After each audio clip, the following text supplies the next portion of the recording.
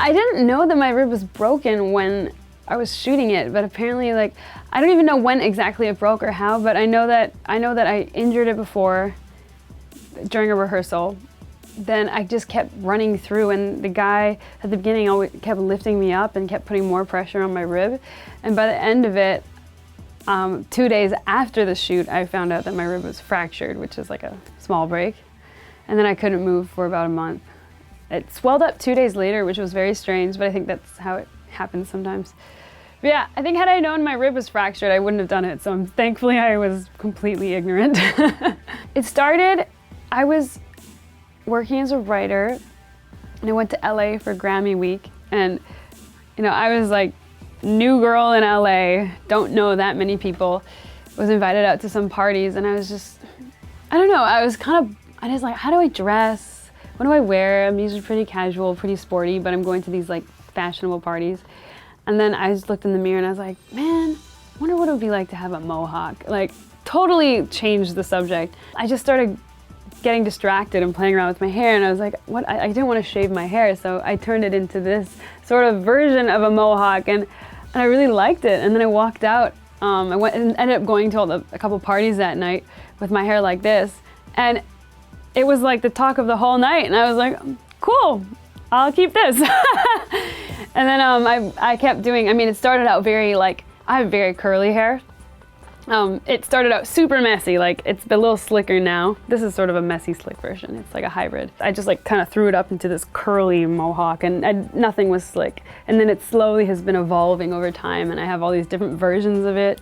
There's like the really quick 5-minute version, and then there's like the hour-long weave where I literally like weave it into different shapes and stuff. And I'm always looking for new versions of the same hairdo, essentially. Maybe I gotta do a spiky one. That's coming. I need to find like a good hair glue.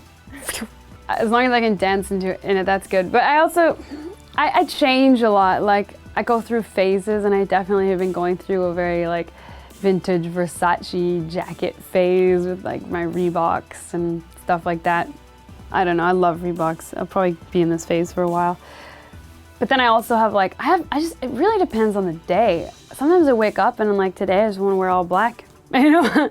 And some days I want to wear all neon. When I wrote Hideaway and created the video and everything, I really got into the whole 90s style and fashion too.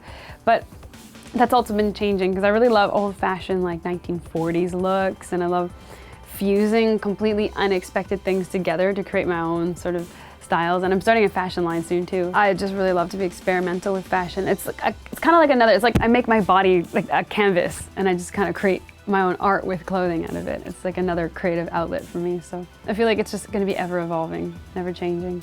It's hard for me in life because I play instruments that I can never do my nails properly. Like, look right now. I did my nails yesterday, and now I just hacked them to death because I played guitar last night and they're gone. And I'm just like, I just give up. But I actually really like nails, and I love nail art, and I think you can be so creative because they're like little mini canvases for like paintings, basically, if you have the time.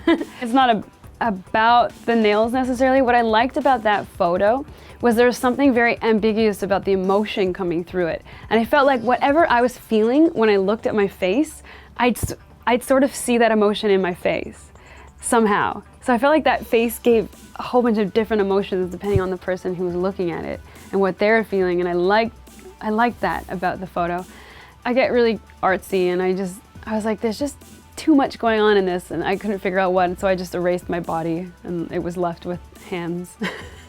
And I don't know, I like the idea of I don't know, I get really creative and surrealistic when I start thinking of concepts, but I just was playing around and ended up with that, and I thought it was sort of a powerful image. And I don't know, I thought the way the hands were could also sort of represent different things, like they could be holding on to something, or they could be letting go of something. I don't know.